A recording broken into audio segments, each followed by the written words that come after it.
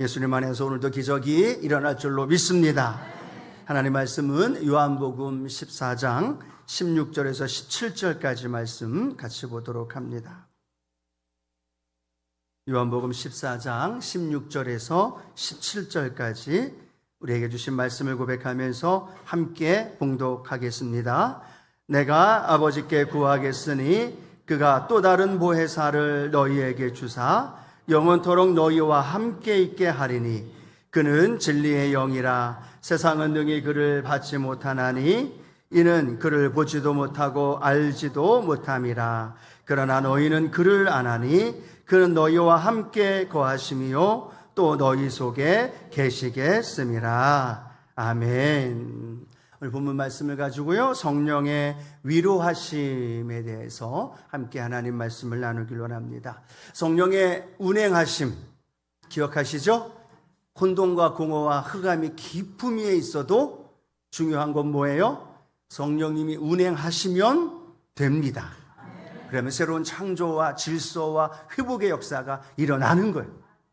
또 성령께서는 어떻게 하시느냐? 우리의 삶을 불기둥과 구름기둥으로 오늘도 변함없이 신실하게 우리의 삶을 인도해 주실 줄로 믿습니다. 또 그 성령님은 우리의 인생이 마른 뼈와 같이 힘들고 어려운 절망 속에 있을지라도 어떻게 하셔요? 그 마른 뼈를 살려주시는 거예요. 하나님의 성령을 통하여 살리시는데 살아나서 어떻게 되는 거예요? 하나님의 극히 큰 군대가 되더라. 오늘도 저와 여러분이 하나님 앞에 극히 큰 군대가 된 줄로 믿습니다. 에스겔이 되어져서 우리가 담대하게 선포하고 대언할 때 그 놀라운 역사가 일어나고, 또 성령께서는 오늘도 우리 가운데 오셔서 어떻게 하시느냐? 우리를 새롭게 창조하여 주시고 성령의 새롭게 하심이 오늘도 우리의 마음을, 우리의 심령을, 또 우리의 영혼을, 그래서 우리 주님을 더 많이 사랑하게 인도해 주신다라고 함께 말씀을 나눴고요. 또 성령님께서는 그 강물이 계속 흘러 넘치는 겁니다. 맨 앞에 일천척일 때는 발목이지만 더 나아가서 또 일천척 재고 나서 나니까 무릎으로 가는 거예요. 그리고 허리로 가게 되어지고 창일게 되어지면서 하나님의 성령의 강물이 날마다 우리의 삶 가운데 더 풍성하게 임하게 될 줄로 믿습니다. 그러면 성령의 강물이 흐르는 곳마다 어떤 일이 벌어질까요? 살리는 역사가 일어나고, 생명의 역사가 일어나고, 치유의 역사가 일어나고, 여러분 그렇게 늘 꿈꾸면서요 하나님 앞에 걸어가면 하나님이 그 기도의 응답과 능력으로 함께 하십니다. 자, 오늘은요 함께 본문 읽은 말씀을 가지고요 성령의 위로하심이란 제목을 함께 좀 나눠보길 원합니다.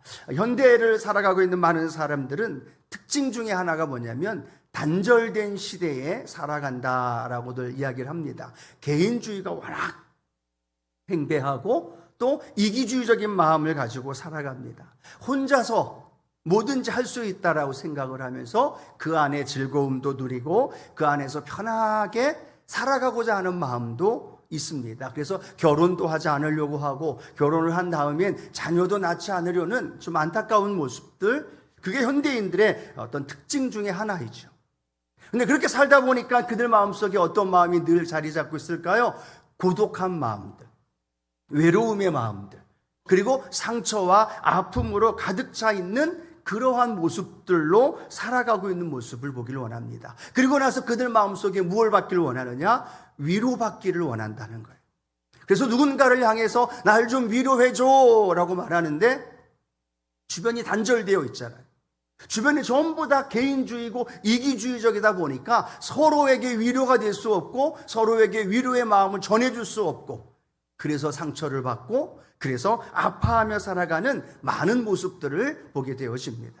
오늘 현대를 살아가고 있는 사람들만이 아니라 이 현대 안에 살아가고 있는 그리스도인들도 그렇게 닮아가고 있는 모습을 보게 됩니다. 교회는 오지만 전혀 옆 사람하고 인사 한번 하지 않아요. 옆에 계신 분하고 인사합니다, 예수님의 이름으로 사랑합니다 라고 말해도요 하는 척하면서 안 해. 그냥 옆에 있는 분 바라보는 게 부담스러운 것 같아. 특히 이 금요일 예배야 뭐 다 서로 얼굴 아는 분들이지만 주일 예배 때는요 옆에 계신 분하고 인사하는 게 굉장히 부담스러워하는 분들이 참 많은 것 같아요. 와서도 예배를 드리는데 옆에 사람하고 인사도 안 하고 서로 눈도 한번 마주치지 않고요. 그냥 예배만 드리고 손살같이 갑니다. 제가 나가기 전에 먼저 나가는 분들도 있죠. 그런 개인주의적인, 이기주의적인 어떤 그러한 삶의 모습 속에서 신앙생활까지도 그렇게 하고 있다는 거죠. 그러니까 그들 마음속에 어떤 마음이 있어요? 늘 외로움의 마음이 있어요. 그게 편한데, 편하지만 그 한쪽 구석에는 외로움과 상처와 아픔으로 가득 차 있는 그리스도인들의 모습도 우리는 발견하게 되어진다는 겁니다. 그런데 오늘 성령님이 우리 가운데 오시면 어떤 일을 행하시느냐? 저와 여러분을 위로해 주신다는 거예요. 고독한 마음, 상처받은 마음, 아픈 마음, 무거운 마음이 있을지라도 성령님이 위로하신다. 그 생각하면 마음이 어떤 마음이 들어요? 든든한 거죠. 세상이 나를 위로해 주지 않아도, 사람이 나를 위로해 주지 않아도 성령님이 나를 위로해 주신다. 이 은혜가 저와 여러분 가운데 함께하기를 축복합니다. 그리고 성령의 위로하심이 나에게서 머무는 것이 아니라 나로 인하여서 내 옆에 있는 분에게 흘러가야죠. 내가 위로받았으면 그걸로 끝나면 될까요? 안 될까요? 안 되죠. 내가 위로받은 걸 또 다른 이들에게 위로해 줄 수 있고, 그 위로가 또 다른 위로가 연결되어지는 것, 그것이 바로 성령님께서 오늘 이 예배를 통해서 저와 여러분의 삶에 마음껏 위로하시는 그 은혜가 있게 될 줄로 믿습니다. 그래서 오늘 예배를 위해서 준비하면서 기도하면서 제 마음속에 그런 마음을 가졌습니다. 하나님, 오늘 금요 성령 대망에 오신 모든 분들을 성령님 만져주시고 위로해 주시고 어루만져 주옵소서. 얼마나 그 마음속에 깊은 아픔이 있을까, 누구에게도 말 못하는 상처가 있을까, 또 그 마음속에 가지고 있는 외로움이 얼마나 많을까. 성령님 오늘 오셔서 마음껏 위로해 주시고 싸매어 주시고 그 눈물을 닦아 주시고 그 아픔을 오늘 성령님께서 어루만져 주시사 치유해 주실 줄로 믿습니다. 자, 오늘 본문 말씀을 중심으로 성령의 위로하심에 대해서 함께 세 가지를 좀 나눠봤으면 좋겠는데요. 첫 번째로는 처음 보혜사라는 말을 우리가 한번 생각해 봤으면 좋겠습니다. 여러분, 보혜사라는 말을 누가 먼저 사용하셨을까요? 예수님이 먼저 사용하셨어요. 언제 예수님이 보혜사라는 말을 사용하셨느냐 하면 성령님을 소개해 줄 때 보혜사라는 말을 사용하셨습니다. 또 어떻게 설명하셨느냐 하면 그 보혜사를 향하여서 또 다른 보혜사를 너희에게 보내주리라 라고 말합니다. 그러면 어떤 의미일까요? 또 다른 보혜사라면 이미 또 보혜사가 있다는 이야기일까요? 없다는 이야기일까요? 이미 존재하고 있다는 이야기입니다. 처음 보혜사로 존재하고 있는 분이 있다는 겁니다. 그래서 예수님은 또 다른 보혜사를 너희에게 보내주신다. 자, 그러면 우리에게 말씀하면서 질문한다면, 그럼 처음 보혜사는 누구일까? 라고 질문한다면 여러분은 누구라고 말씀하실까요? 어떤 분이 처음 보혜사라고 여러분 생각하시나요? 자, 성경 말씀에 요한일서 2장 1절에 보면 이렇게 말씀합니다. 함께 읽어볼까요? 나의 자녀들아, 내가 이것을 너희에게 쓰면 너희로 죄를 범하지 않게 하려 함이라. 만일 누가 죄를 범하여도 아버지 앞에서 우리에게 대언자가 있으니 곧 의로우신 예수 그리스도시라. 아멘. 성경은 이렇게 말합니다. 우리는 죄인이기 때문에 죄 가운데 사는 존재이다. 그런데 하나님은 어떤 하나님이에요? 공의의 하나님이에요. 죄를 그냥 두지 못하시는 분이에요. 죄를 지으면 그 죄에 대한 심판하시는 분이라는 겁니다. 그런데 여러분, 저와 여러분이 죄를 지을 때마다 하나님의 심판을 받으면 남아있을 사람이 있을까요? 없을까요? 아무도 남아있을 수 없다라는 겁니다. 그런데 우리가 죄를 지을 때마다 오늘 성경에 보면 뭐라고 말하고 있느냐? 아버지 앞에서 우리에게 대언자가 있다라고 말합니다.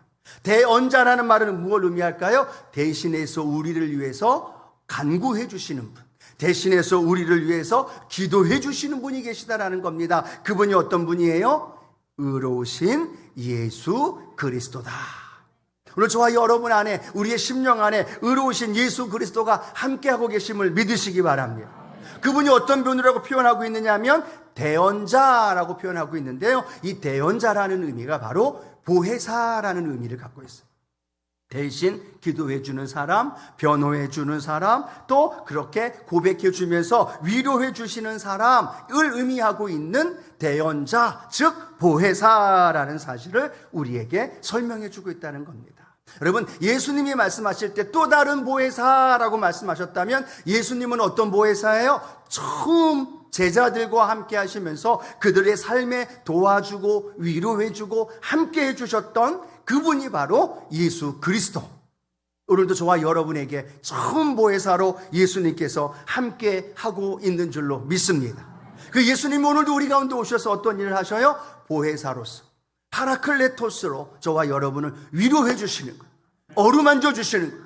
그리고 싸매어 주시고 우리 가운데 함께 동행해 주신다라고 오늘 성령께서 우리 가운데 말씀해 주시는 줄로 믿습니다. 자, 성경에 나오는 인물 중에 가장 외로웠던 인물 하면 어떤 인물이 생각날까요? 가장 외로웠던 인물? 삭개오가 아닐까라는 생각을 합니다. 돈 때문에 가족도 또 이웃도 친구도 민족도 배반했던 사람, 아무도 주변에 없는 사람, 외로운 그런 고독한 가운데 살았던 그 삭개오, 그가 예수님에 대하여 이야기를 들었고 뽕나무 위에 올라갔을 때 놀라운 것은 그 외로움을 달래기 위해서 그 예수님이란 분 한번 만나면 자신도 위로받고 자신도 좀 마음에 그 고독한 마음을 없이 하지 않을까라는 마음으로 뽕나무 위에 올라갔는데 누가 먼저 서로를 알아봤어요? 누가 먼저 이름을 불러주셨어요? 예수님이 삭개오를 보고 먼저 고백하죠. 뭐라고 말씀합니까? 삭개오야, 내려와라. 내가 너와 함께 너희 집에서 유하여야 하겠다. 얼마나 외롭고 얼마나 슬픔 속에 상처 속에 살았습니까? 그런데 그 삭개오를 예수님이 만나주시고 그의 이름을 불러주셨을 때 삭개오에 있었던 모든 마음의 상처와 아픔과 외롭고 고독했던 것들이 다 풀어진 줄로 믿습니다. 그가 주님 만난 다음에 완전히 변화되어졌던 건요, 주님이 그 삭개오의 위로자가 되어 주셨기 때문입니다. 오늘 또 성경에 보면요, 가장 큰 슬픔과 절망 속에 있었던 사람이 누굴까라고 생각하면 나인성 과부의 모습이 아닐까 생각합니다. 나인성 여인은 과부입니다. 그런데 그 여인이 어떤 상황이었을까요? 독자 아들이 죽었습니다. 과부임에도, 그리고 독자 아들 한 명밖에 없는데 그 아들 독자가 죽었습니다. 그 여인에게 있어서 가장 큰 절망이고 가장 큰 슬픔이었다라는 겁니다. 그런데 놀라운 건 그 관을 따라 걸어가는 행렬에 누가 함께 하시느냐? 예수님이 함께 하시더라는 거예요. 예수님이 누구를 보셨을까요? 나인성 과부의 모습을 보았습니다. 아들을 잃은 과부의 모습, 어미의 모습, 너무나 안타깝고 너무나 상처와 절망 속에 있는 그를 보시고 주님께서 그 나인성 과부의 아들을 다시 살려주신 줄로 믿습니다. 주님이 위로해 주신 거죠. 그 위로가 다시 아들을 살리는 걸로 연결되어 주셨고 나인성 과부의 그 모든 아픔과 절망을 치료해 주신 주님. 오늘 주님이 이 자리에서 저와 여러분의 그 슬픔과 아픔을, 절망을 치료해 주실 줄로 믿습니다. 왜요? 주님이 보혜사가 되어 주시고 주님이 우리의 치료자가 되어 주시기 때문에.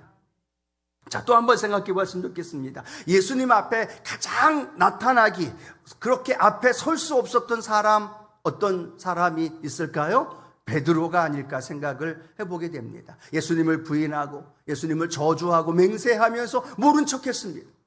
그 다음에 그가 예수님을 만나고 싶어하는, 그리고 예수님 앞에 설 수 있는 그런 마음에 얼마나 큰 부담감과 죄책감과 실망이 있었습니까? 베드로는 뭐라고 얘기했어요? 예수님, 다른 사람들은 다 떠나도 나는 주님 목숨 버리면서까지도 주님은 절대로 버리지 않습니다 라고 말했던 베드로. 그런데 그가 예수님을 부인하고 모른 척하고 외면하며 저주했던 그런데 그렇게 예수님 앞에 설 수 없어서 다시 갈릴리 바다로 가서 고기를 잡으러 가는데 놀라운 건 베드로가 예수님을 찾아갔을까요? 예수님이 베드로를 찾아갔을까요? 뻔한 질문을 하고 있습니다. 예수님이 베드로를 찾아가셨어. 베드로는 예수님을 만날 자격도 없었어요. 베드로는 예수님을 만날 그런 자신도 없었습니다. 그저 도망가고 그저 회피하고 싶었는데 예수님이 다시 갈릴리까지 쫓아가서 베드로를 향하여 뭐라고 물어보십니까? 요한의 아들 시몬아, 내가 이 사람들보다도 나를 더 사랑하느냐? 그 주님의 사랑으로 베드로를 안아주시고 그 마음이 찢겨진 마음, 상처받은 마음, 주님 앞에서 죄책감으로 가득 차 있었던 그 베드로를 치료해 주시고 어루만져 주시고 위로해 주신 그 주님이요 오늘 이 자리에 우리와 함께 하십니다. 그리고 그 주님이 오늘도 저와 여러분이 오셔서 우리의 마음을 어루만져 주시고, 우리가 감히 주님 앞에 나갈 수 없는 죄책감 때문에 있을지라도 주님이 저와 여러분의 이름을 오늘 불러주시고, 오늘 저와 여러분을 기억해 주시고, 오늘도 어떤 아픔과 상처가 있을지라도 우리에게 말씀하신 수고하고 무거운 짐진 자들아 다 내게로 오라, 내가 너희를 쉬게 하리라. 오늘 주님의 쉼이, 주님의 평강이, 주님의 위로하심이 오늘 저와 여러분 가운데 충만하게 임할 줄로 믿습니다. 자, 그렇게 예수님은 처음 보혜사가 되어주셔서 저와 여러분을 위로해 주시고 어루만져 주셨다는 거죠. 그런데 그 주님이 두 번째 우리에게 말씀하시죠. 다른 보혜사를 우리에게 보내주시겠다라고 말씀합니다. 예수님의 제자들은 불안해하고 두려워합니다. 예수님이 십자가 달려 돌아가신다는 말씀을 하시자 그들은 불안과 두려움 속에 있습니다. 그때 예수님 뭐라고 말하고 있느냐? 마음에 근심하지 말아라. 하나님을 믿으니 또 나를 믿으라. 그 말씀을 하시면서 제자들에게 어떤 말씀을 하시느냐? 오늘 본문의 말씀이죠. 요한복음 14장 16절 같이 한번 읽어봅니다. 내가 아버지께 구하겠으니 그가 또 다른 보혜사를 너희에게 주사 영원토록 너희와 함께 있게 하리니 라고 말씀합니다. 예수님 말씀하죠. 또 다른 보혜사를 너희에게 주실 것이다. 내가 처음 보혜사인데 나와 똑같은 보혜사를 너에게 보내주실 것이다 라고 말합니다. 그런데 여기에는 또 다른 보혜사라고 말합니다. 이 다른이란 말은요, 헬라어로 보면 두 가지 의미가 있습니다. 하나는 알로스라는 의미인데요, 똑같이 이 오른쪽에 있는 마이크, 왼쪽에 있는 마이크, 똑같은 마이크예요. 그런데 오른쪽과 왼쪽은 다르다는 사실을 우리가 알고 있지 않습니까? 이럴 때는 알로스라는 단어를 써요. 똑같지만 다른 마이크 두 개의 모습. 근데 또 하나의 이 다르다라는 말은요, 헤테로스라는 말을 갖고 있는데 그거는 완전히 다른 거예요. 예를 들어 마이크하고 이 컵, 잔, 뚜껑하고 같을까요? 다를까요? 질문하는 거예요. 같아요? 달라요? 달라요. 이건 엄연히 다르다는 거죠. 완전히 다른 걸 의미할 때는 헤테로스를 쓰고 있는데, 알로스라는 말은 똑같지만 재질도 실력도 능력도 모든 질적인 게 똑같지만 또 하나의 것을 설명할 때가 알로스라는 의미를 사용하고 있다는 겁니다. 그런데 오늘 예수님께서 또 다른 보혜사라고 설명할 때 알로스일까요? 헤테로스일까요? 오늘 질문을 많이 해서 알로스라는 의미를 갖고 있다는 거예요. 예수님과 똑같은 능력, 예수님과 똑같은 성품, 예수님과 똑같은 그러한 모습을 갖고 계시는 성령님 보혜사를 보내주시겠다라는 거예요.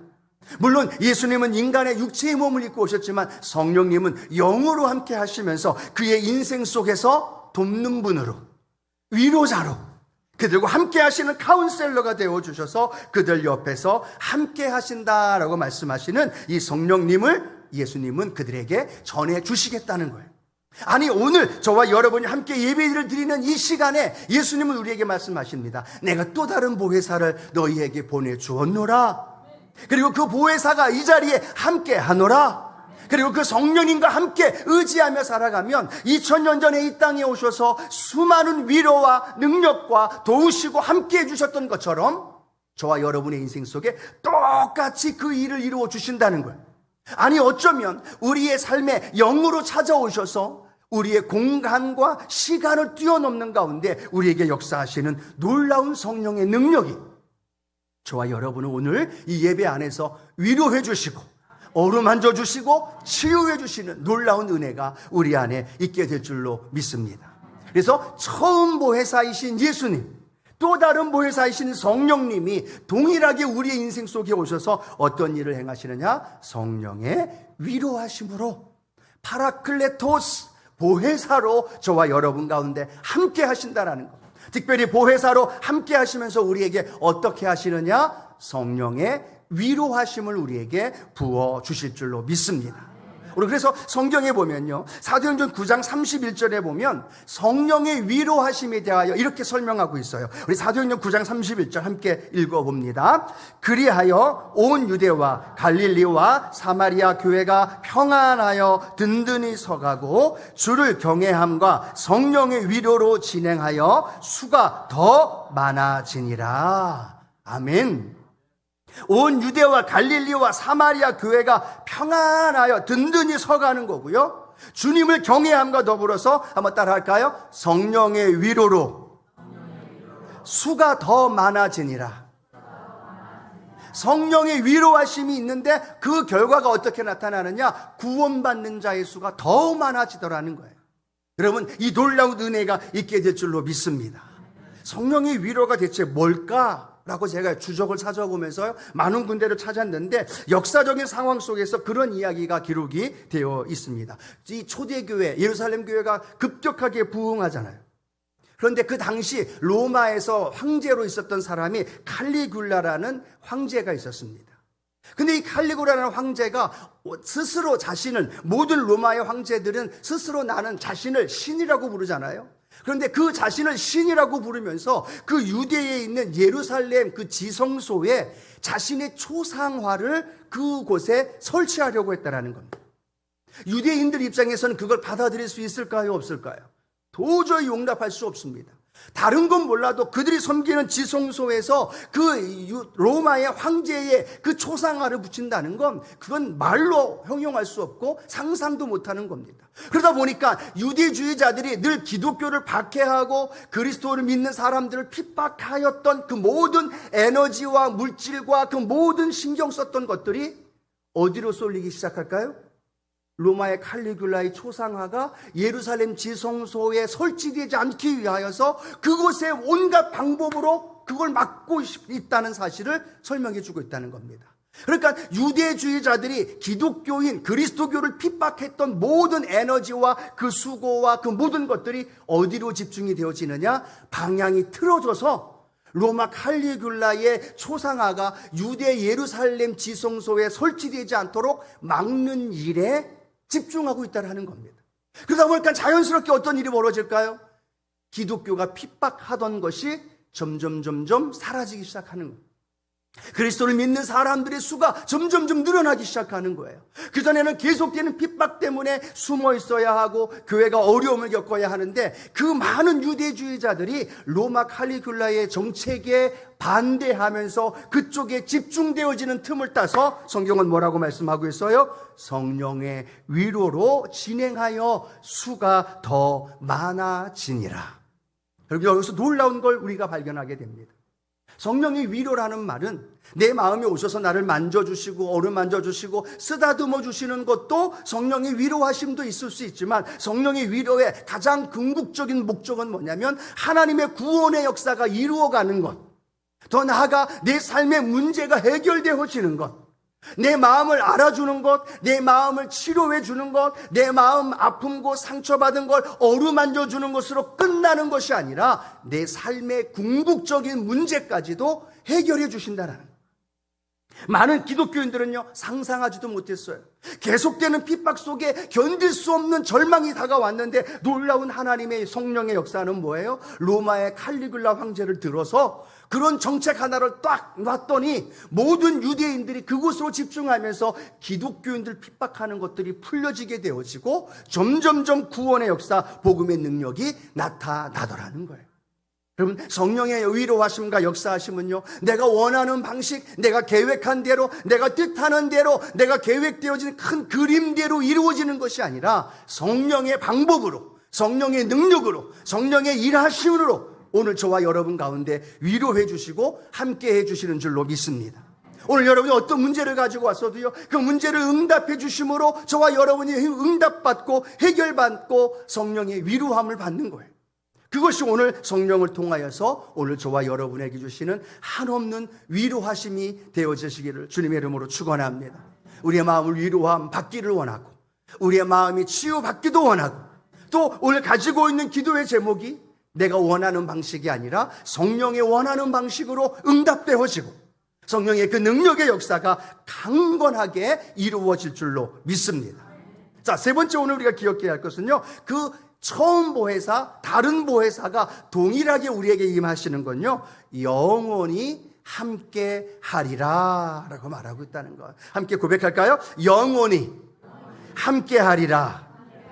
믿으시면 아멘 합니다. 처음 보혜사가 떠나시면서 그 제자들을 향하여 뭐라고 말씀하느냐? 요한복음 14장 17절 18절 함께 읽어봅니다. 내가 너희를 고아와 같이 버려두지 아니하고 너희에게로 오리라. 그는 진리의 영이라. 세상은 능히 그를 받지 못하나니 이는 그를 보지도 못하고 알지도 못함이라. 그러나 너희는 그를 아나니 그는 너희와 함께 거하심이요 또 너희 속에 계시겠음이라.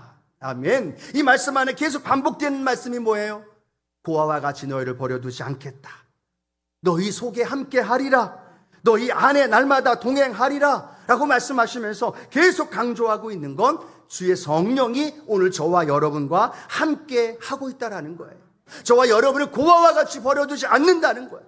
날마다 함께 하시면서 그 인생 속에서 저와 여러분의 삶을 넉넉히 이길 수 있도록 인도해 주시고, 고아와 같이 버려두지 아니하고요, 절망의 순간에도 저와 여러분과 함께 하시면서 하나님의 크신 역사를 이루어 가는 줄로 믿습니다. 오늘 우리가 조금 전에 찬양했지 않습니까? 거친 파도 날 향해 와도 어떻게 하리라? 거친 파도가 날 향해 오는 거예요. 그러면 그냥 거친 파도에 휩쓸려서 살아가는 게 아니라 성경 오늘 찬양 통해 뭐라고 말씀합니까? 거친 파도 날 향해 와도 나 주와 함께 일어서는 거예요. 나 주와 함께 걸어가는 거예요. 주님과 함께 걸어가고 주님과 함께 파도를 뛰어넘고 주님과 함께 그 길을 걸어가는 것, 그것이 성령께서 저와 여러분을 위로해 주시고 어루만져 주시고 날마다 싸매어 주시는 그 놀라운 은혜가 저와 여러분 안에 넘쳐날 줄로 믿습니다. 제가 이 중국 선교사로 이렇게 발령이 나기 전에요, 있었던 일을 좀 잠깐 말씀을 드리고 싶은데, 제가 5월 달에 사역을 하던 곳에서 선교사로 발령이 나는 바람에 사직을 했어요. 그럼 이 사직을 하면 그 다음 제가 어디로 가야 되냐면 바로 중국으로 가야 되는 거잖아요. 그런데 여러 가지 상황 때문에 바로 가지 못하고 몇 개월을 더 계속 제가 여의도에서 방황을 하면서 지낸 적이 있습니다. 그러니까 예전에는, 사직을 하기 전에는 매일같이 여의도에 가서 사역을 하고 제 방이 있고 또 방에서 책상이 있고 앉아서 성경을 보고 기도할 자리가 있었는데, 사직을 하니까 갈 자리가 있을까요? 없을까요? 없어요. 그런데 우리 자녀들이 열심히 교회 학교에서 봉사했기 때문에 그 자녀들이 교회 주일날 출근? 가는 그 시간이 늘 6시 반 정도가 되면 교회를 가야 돼요. 그러니까 나도 교회에 가면 갈 자리는 없으니까 좀 늦지막히 가면 되는데, 이 아이들 때문에 제가 몇 시에 나가야 되냐면 6시 반까지 7시 전에 여의도를 가야 되는 거예요. 그럼 여의도를 떨고 주면 이 친구들은 자기 봉사부서로 가요. 그럼 저는 어딜 가야 될까요? 갈 곳이 없어요. 예전에는요, 그 시간 되면 마음껏 제 방에 가서 책상에서 기도하고 함께 했던 그러한 곳이 있었는데 갈 데가 없는 거예요. 그렇다고 왔다 갔다 하다가 누구 보면 그분들이 뭐라고 이야기하느냐? 이거 선교사로 가신다면서 왜 안 가십니까? 물어보잖아요. 그 말이 듣기가 굉장히 부담스러워요.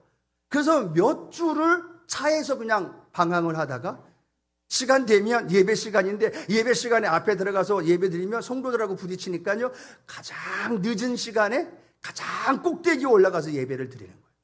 한 주가 지나고 두 주가 지나면 빨리 이게 연결이 돼가지고 발령이 난 그대로 파송을 받고 가면 되는데, 이게 계속 연기가 되어지는 거예요. 한 주가 되고 두 주가 되고 세 주가 되고 네 주가 되고 계속 지나가는데, 목사이니까 수요일 날도 수요 예배를 드려야 되잖아요. 여의도 순복음 교회 가가지고 대성전 저 끝에 가서 또 예배를 드리는 거죠. 수요일 날도 금요일도 주일도 계속 그렇게 성도들의 눈을 살짝 피해가면서 가서 또 예배는 드리면서 마음속에는 하나님 보내시려면 빨리 보내시지, 왜 일이 자꾸만 이렇게 안 풀려서 제가 파송을 받는 게 더뎌집니까? 라는 그 마음에 안타까움과 함께 좀 마음의 무거움이 있었어요. 가는 게 맞나? 이거 잘못된 건 아닌가에 대한 그러한 마음의 불안과 두려움도 있었다라는 겁니다. 그런데 하루는요, 수요일 날 늦게 가가지고 저 꼭대기에 혼자 앉아가지고 예배를 드리는데, 그 당시 이제 원로 목사님, 조영희 목사님 늘 말씀 선포하고 기도하시면요, 그 기도 끝날 무렵에 예언의 말씀을 선포하셨어요. 다 축사하시고 또 많은 귀신을 쫓아내고 질병을 놓고 기도하는 많은 기도하신 다음에 성령께서 역사하시면 그렇게 이 원로 목사님 마음에 감동을 주셔서 많은 성도들 앞에서 예언의 말씀을 하시면서 기도를 하신 적이 있어요. 근데 그날도 예언의 말씀으로 기도를 쫙 하시는데 제 마음속에 울림이 있는 거예요. 다른 수많은 사람에게 하는 말씀이 아니라 나에게 하시는 말씀으로 다가오더라고요. 가서 위로가 되고 그래 그렇게 참고 기다려야지. 그 말씀이 어떤 말씀이냐면 여호수아 1장 1절 말씀부터 8절까지의 말씀이에요. 모세와 함께 했던 것처럼 내가 너와 함께 하리라. 모세가 밟는 땅을 여호수아 내가 밟는 땅을 다 너에게 주리라. 이 말씀과 함께 권면과 함께 위로의 말씀으로 예언의 말씀이 선포되는데 제 마음속에 얼마나 큰 위로가 되고 소망이 되는 줄 몰랐어요. 그런데 제가 그렇게 말씀으로 은혜 받고 있는데 갑자기 제 핸드폰에서 진동이 온 거죠. 진동을 봐서 예배 끝나고 딱 봤더니 뭐라고 얘기 써 있느냐면 저를 위해 늘 기도해 줬던 자매 한 명이 같이 그 자리 어딘가에서 예배를 드리다가 그 조영교 원로 목사님이 예언의 말씀을 하신 그 말씀이 자기에게 한 말씀인 줄 모르고, 그렇죠? 저에게 한 말씀이라는 사실을 깨달은 거예요. 이거 목사님에게 하신 말씀이구나 라는 생각을 하고 저에게 카톡으로 보낸 거죠. 그러면서 하는 말이 목사님에게 주신 예언의 말씀입니다. 힘내시고 조금만 참으면 성령님께서 그곳으로 보내주실 겁니다. 누가 모를까 봐. 저도 바로 알아들었거든요. 근데 그 친구도 저를 위해 기도해 주다 보니까 그 말씀이 저에게 하시는 말씀이요 위로가 되는 말씀이라는 걸 아니까 저에게 문자를 보내면서 저에게 위로해 주고 저도 그날 또 기도하면서 위로받고 그 성령의 위로하심 속에 놀라운 은혜가 일어나는데요. 그 다음 몇 주 안 지나서 제가 중국으로 파송이 되어지고 그렇게 중국에서의 사역이 시작이 되어지는데 놀랍도록 그 중국 사역 속에서 하나님이 예비하시면서 위로해 주시는 은혜가 있었던 줄로 믿습니다. 오늘 저와 여러분의 삶에도요 하나님의 성령께서 우리가 생각하는 것 이외에 다른 방법으로 위로해 주신다는 것, 어루만져 주신다는 거예요. 때로는 사람을 통해서, 때로는 오늘 예배를 통해서, 때로는 내가 기도할 때, 때로는 찬양할 때 각양의 복습으로 저와 여러분을 위로해 주신다는 것.